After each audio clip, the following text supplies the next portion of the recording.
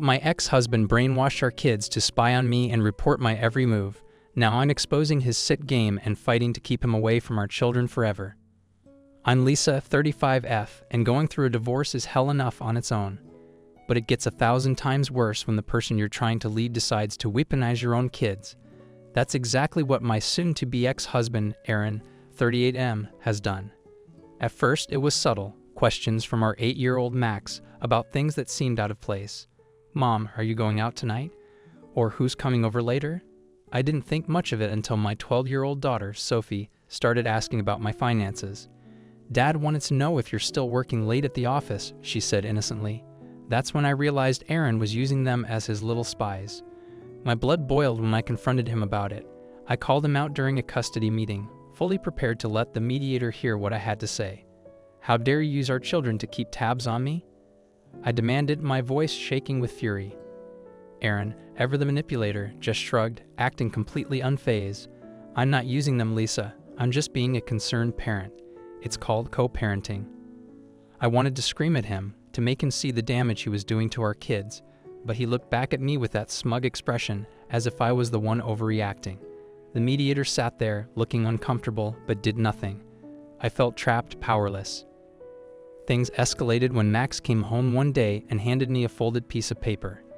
Dad said to give this to you, he whispered, looking nervous. I took it from him, my heart pounding, and opened it to find a list of questions. Questions about who I was seeing, what I was doing with my free time, and even details about my social media posts.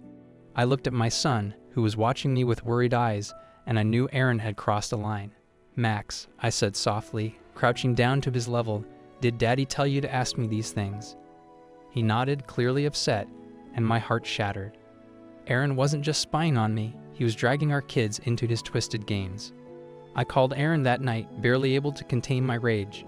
You're sick, I hissed into the phone. You're using our kids like they're your personal detectives. Do you have any idea what this is doing to them?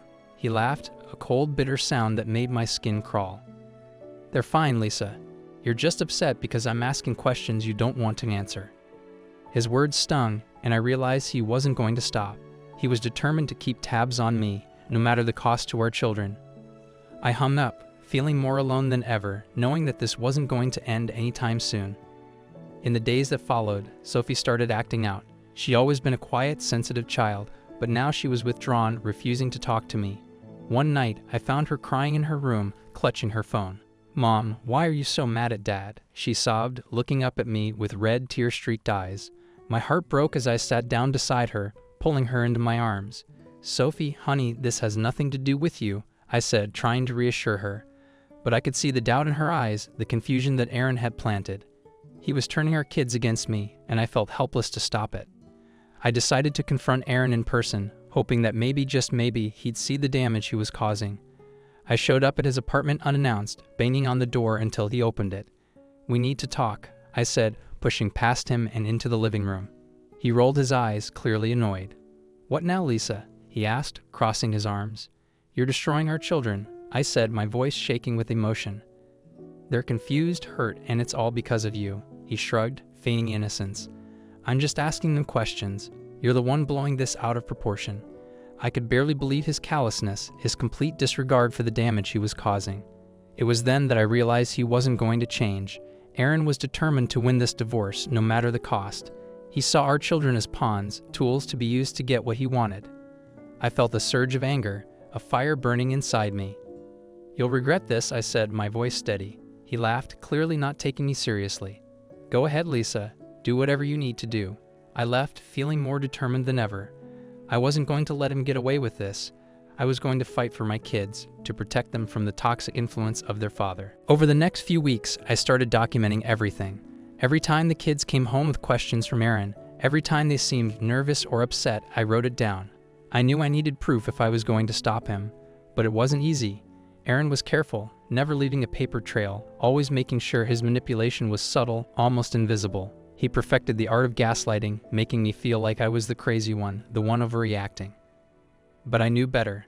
I knew what he was doing, and I was determined to protect my kids from his poisonous influence. One day, Sophie came home with a strange look on her face. Mom, can we talk? She asked, glancing nervously at Max. I nodded, sitting down with her in the living room. She took a deep breath, then said, "Dad told me to ask you about the man you were with yesterday." My stomach dropped. I hadn't been with anyone, but I knew exactly what Aaron was trying to do. "Sophie, honey, you know you can ask me anything," I said gently. "But I need you to understand something. Daddy is trying to make you spy on me, and that's not fair to you. You shouldn't have to choose sides." Sophie looked down, clearly conflicted. "But Dad said you're hiding things," she whispered, tears welling up in her eyes. I hugged her tightly, feeling a surge of anger toward Aaron.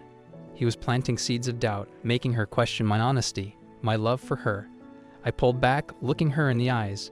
"I promise you, Sophie, I'm not hiding anything. I love you and Max more than anything in the world, and I would never lie to you." She nodded, but I could see the confusion in her eyes, the damage Aaron had done. I felt a surge of determination. I wasn't going to let him poison our relationship any further. I hired a lawyer the next day, determined to take action.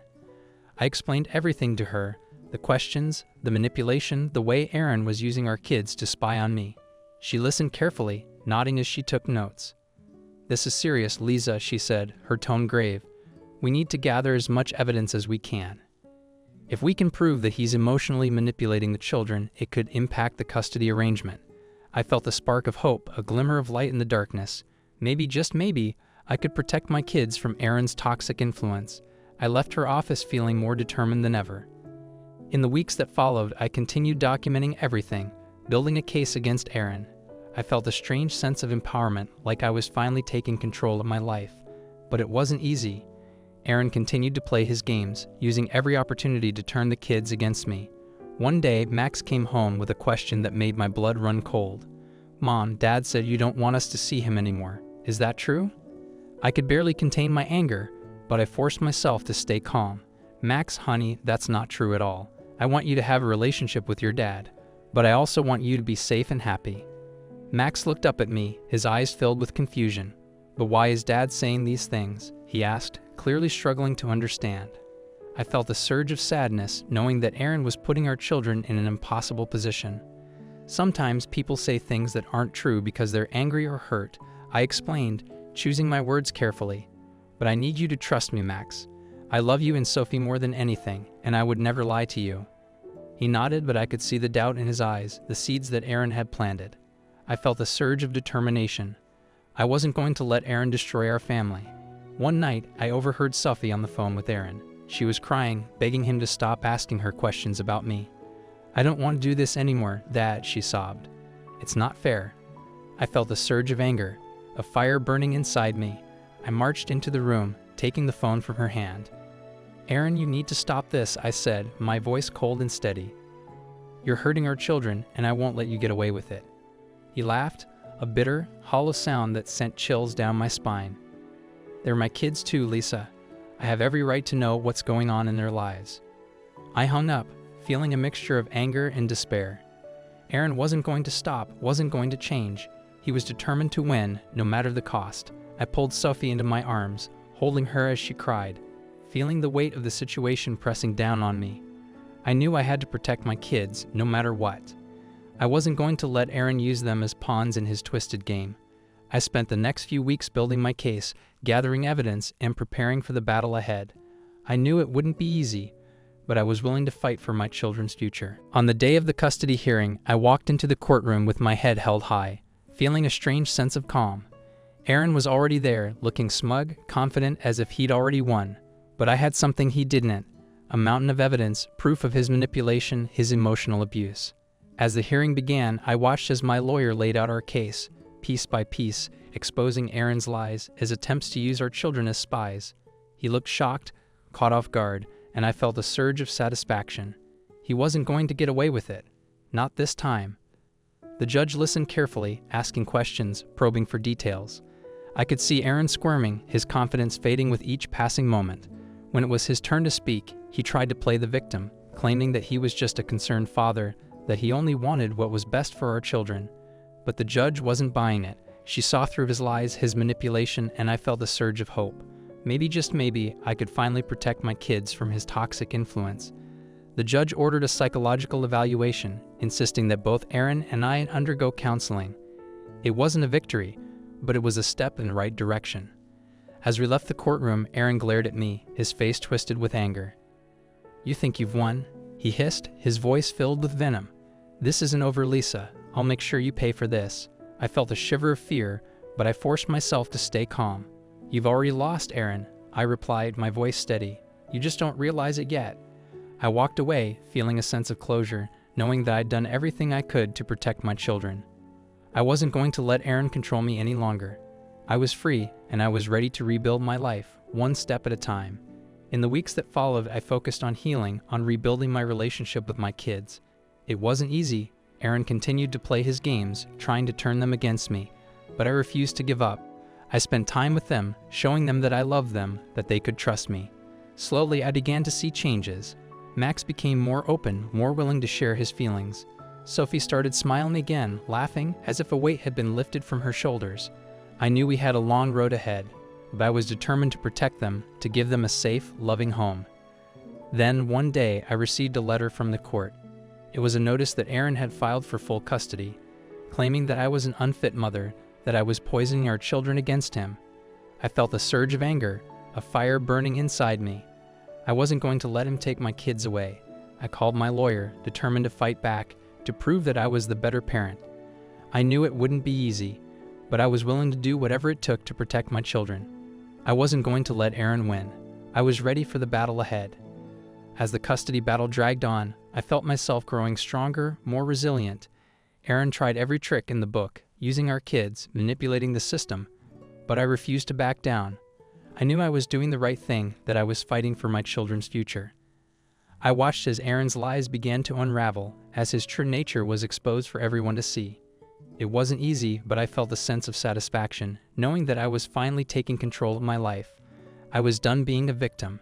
I was ready to build a new future, free from Aaron's toxic influence. In the end, the court ruled in my favor. I was granted primary custody, and Aaron's visitation rights were limited. I felt a wave of relief, knowing that my children were safe, that they would no longer be used as pawns in his twisted games.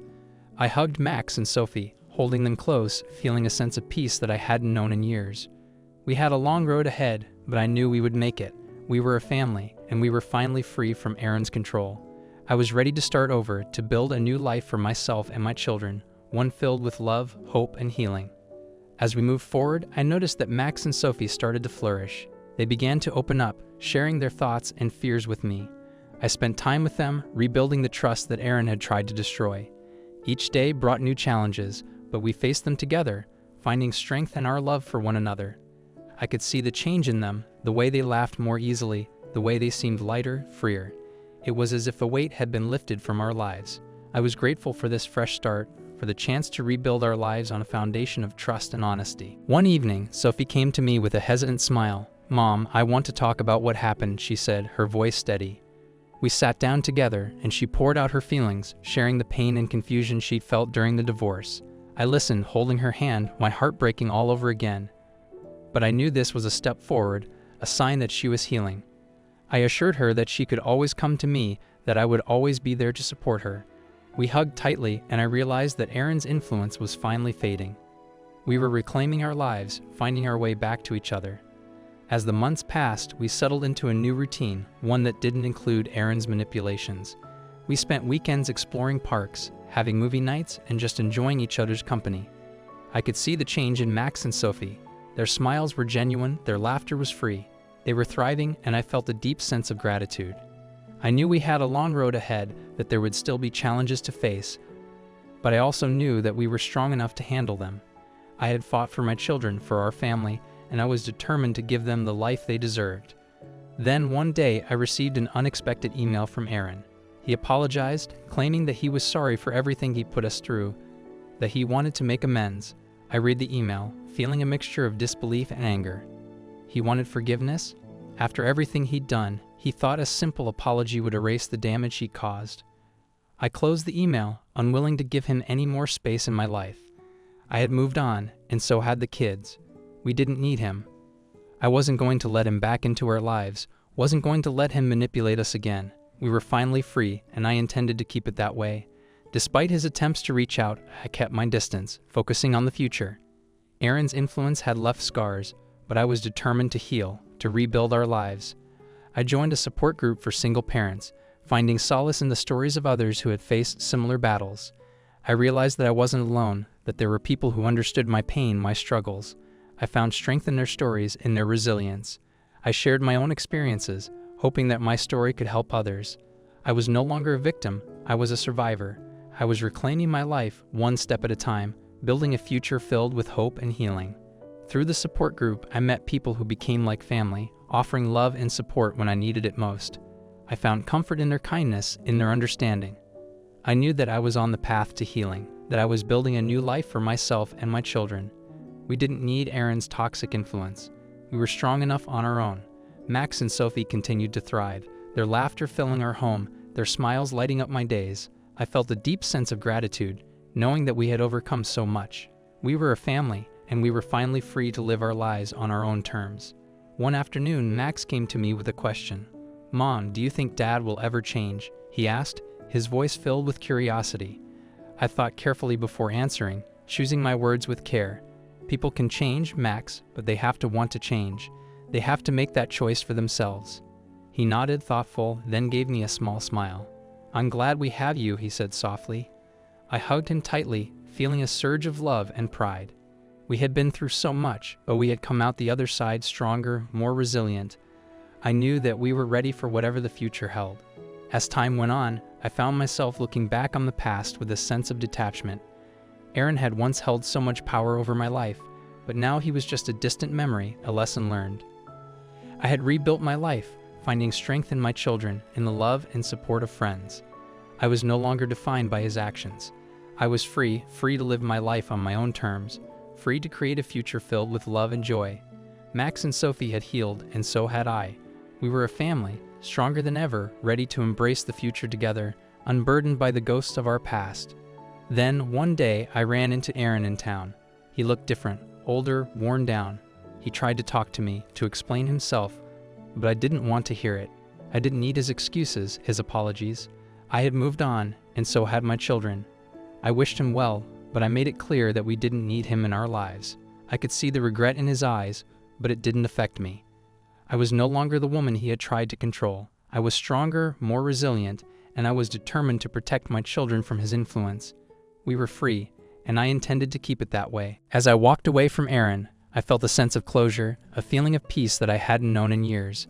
I knew that we had a long journey ahead, that there would be challenges to face, but I also knew that we were ready. I had fought for my family, had stood up against a man who had tried to tear us apart. I had reclaimed my life, had found strength in my children and myself. We were a family, stronger than ever, ready to embrace the future together. I was grateful for this fresh start, for the chance to rebuild our lives on a foundation of love, hope, and resilience. In the months that followed, I continued to focus on building a new life for my children. We found joy in the simple things: family dinners, weekend outings, lazy Sundays filled with laughter and love. I knew that we had overcome so much, that we were stronger because of it. Max and Sophie were thriving, their smiles filling our home with warmth. I was grateful for every moment, for every day that we shared together. We were a family bound by love, by resilience. I knew that we were ready for whatever the future held. We had faced the darkness, but now we were embracing the light, one day at a time. One evening, as we sat together watching a movie, Sophie turned to me with a smile. "Mom, I'm glad we're together," she said, her voice filled with sincerity. I hugged her, feeling a sense of pride, of love. I knew that we had come through the storm, that we had faced the darkness and emerged stronger, more resilient. I was grateful for this fresh start, for the chance to build a new life filled with love and joy. Max and Sophie were my world, and I was determined to protect them, to give them the life they deserved. We were a family bound by love, ready to face the future together. As the years passed, I watched Max and Sophie grow, watched them become kind, compassionate young people. I knew that they had been through so much, that they had faced challenges that no child should have to face. But I also knew that they were strong, that they had learned the value of resilience, of love. I was proud of them, of the family we had become. We had overcome so much, but we had come out the other side stronger, more united. I was grateful for every moment, for every day that we shared together. We were a family bound by love, ready to embrace the future with hope and joy. Looking back, I realized that our journey had shaped us, had taught us the value of resilience, of love. We had faced challenges, had overcome obstacles, but we had come out the other side stronger, more united. I was grateful for every moment, for every day that we shared together. Max and Sophie were my world, my reason for fighting, for standing up against a man who had tried to tear us apart. I knew that we had a long journey ahead, but I also knew that we were ready. We were a family bound by love, by resilience. We had faced the darkness, but now we were embracing the light, one day at a time. As the years passed, I found peace in the simple moments. Family dinners, lazy Sundays, moments of laughter and love. I knew that we had come through the storm, that we had faced the darkness and emerged stronger, more resilient. I was grateful for this fresh start, for the chance to build a new life filled with love and joy. Max and Sophie were my world, my reason for fighting, for standing up against a man who had tried to tear us apart. We were a family, bound by love, by resilience. We had faced the darkness, but now we were embracing the light, one day at a time. I looked back on our journey, on the challenges we had faced, and I knew that we were stronger because of it. Max and Sophie were thriving, were growing into kind, compassionate young people. I was proud of them, of the family we had become. We had overcome so much, but we had come out the other side stronger, more united. I was grateful for every moment, for every day that we shared together. We were a family bound by love, ready to embrace the future with hope and joy. We had faced the darkness, but now we were embracing the light, one day at a time. Looking to the future, I knew that we would face new challenges, new obstacles, but I also knew that we were ready. We had come through the storm, had faced the darkness, and emerged stronger, more resilient. I was grateful for this fresh start, for the chance to build a new life filled with love and joy. Max and Sophie were my world, my reason for fighting, for standing up against a man who had tried to tear us apart. We were a family bound by love, by resilience. We had faced the darkness, but now we were embracing the light, one day at a time. And so we moved forward, embracing the future with open arms, ready for whatever life had in store. We had come through the storm, had faced the darkness, and emerged stronger, more resilient. I was grateful for this fresh start, for the chance to build a new life filled with love and joy. Max and Sophie were my world, my reason for fighting, for standing up against a man who had tried to tear us apart. We were a family bound by love, by resilience. We had faced the darkness, but now we were embracing the light, one day at a time.